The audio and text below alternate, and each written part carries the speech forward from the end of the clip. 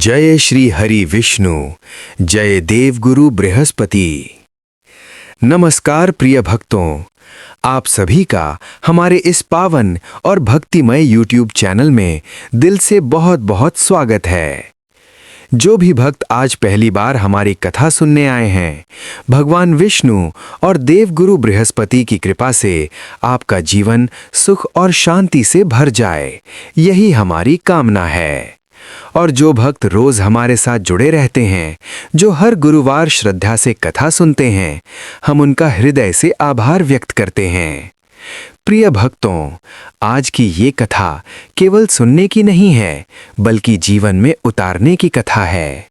ये वो कथा है जो घर की दरिद्रता को दूर करती है, विवाह में आ रही बाधाओं को हटाती है, संतान सुख देती है और जीवन में गुरु कृपा को जागृत करती है। इसलिए कथा शुरू करने से पहले जहां भी हों, थोड़ा मन को शांत कीजिए, भगवान विष्णु का ध्यान कीजिए और पूरी श्रद्धा से इस कथा को अंत तक सुनिए। अब कथा आरंभ करते हैं। बहुत प्राचीन समय की बात है। एक छोटे से नगर में हरिदत्त नाम का एक ब्राह्मण रहता था। वो वेद शास्त्र जानने वाला, धर्म को मानने वाला और सत्य के मार्ग पर चलने वाला व्यक्ति था। लेकिन उसके जीवन में सुख का अभाव था। घर में गरीबी इतनी थी कि कई बार एक समय का भोजन भी बड़ी मुश्किल से हो पाता था। हरिदत्त की पत्नी का नाम था सुमति। वो अत्यंत शांत स्वभाव की, संस्कारी और पतिव्रता स्त्री थी। उसका विश्वास धन पर नहीं, बल्कि भगवान पर था। हर सुबह वो सूर्योदय से पहले उठती, घर की सफाई करती, दीपक जलाती और भगवान विष्णु के सामने हाथ जोड़कर प्रार्थना करती। वो कहती कि हे प्रभु, हमारे भाग्य में जो लिखा है उसे हम स्वीकार करते हैं, बस हमें धैर्य और भक्ति देना। समय बीतता गया। हरिदत्त रोज काम की तलाश में निकलता, लेकिन भाग्य उसका साथ नहीं देता।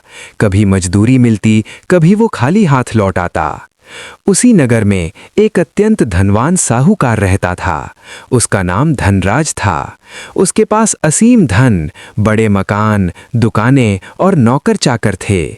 लेकिन उसके मन में करुणा नहीं थी। गरीबों को देखकर उसका हृदय कठोर हो जाता। वो अहंकार में डूबा हुआ था। उसकी पत्नी भी उसी के समान स्वभाव की थी।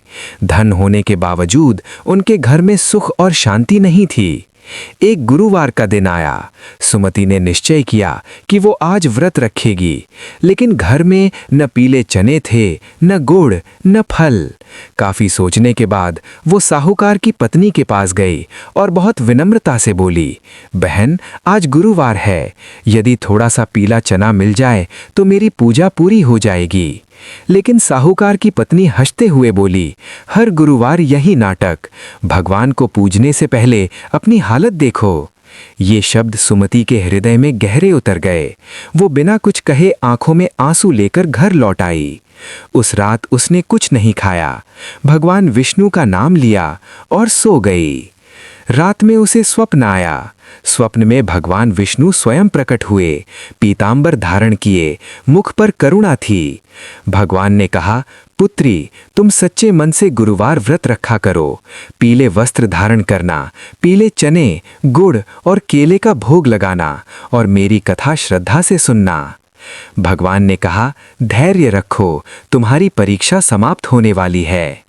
सुबह आंख खुली तो सुमति का मन विश्वास से भर गया। उस दिन से उसने पूरे नियम से गुरुवार व्रत शुरू कर दिया। वो भले ही साधारण भोजन करती, लेकिन मन में असीम श्रद्धा रखती। धीरे धीरे घर का वातावरण बदलने लगा। हरिदत्त को नियमित काम मिलने लगा, घर में अन्न आने लगा। उधर साहूकार के घर सब कुछ होते हुए भी अशांति बढ़ने लगी। व्यापार में हानि, घर में कलह, बीमारी सब एक साथ आने लगे। अंत में साहूकार की पत्नी सुमति के पास आई और बोली, बहन, हमारे पास सब कुछ है, फिर भी सुख नहीं। तुम्हारे पास कुछ नहीं था, फिर भी शांति है, कारण बताओ। सुमति ने शांत स्वर में कहा, मैंने केवल भगवान विष्णु और देव गुरु बृहस्पति पर विश्वास किया है। साहूकार और उसकी पत्नी ने अहंकार त्याग दिया। उन्होंने भी गुरुवार व्रत रखना शुरू कर दिया। कुछ ही समय में उनके जीवन में भी सुख और शांति लौट आई। प्रिय भक्तों, ये कथा हमें सिखाती है कि धन से नहीं, भक्ति से जीवन बदलता है। जो व्यक्ति श्रद्धा, धैर्य और विश्वास रखता है, उस पर भगवान की कृपा अवश्य होती है। अब धीरे धीरे कथा अपने समापन की ओर बढ़ती है। यदि आपने ये कथा पूरे मन से सुनी है, तो निश्चित मानिए भगवान विष्णु आपकी मनोकामनाएं अवश्य सुनेंगे। जय श्री हरि विष्णु, जय देव गुरु बृहस्पति।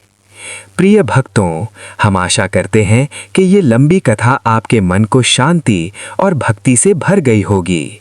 वीडियो अच्छा लगे तो लाइक ज़रूर करें, अपने परिवार और मित्रों के साथ शेयर करें।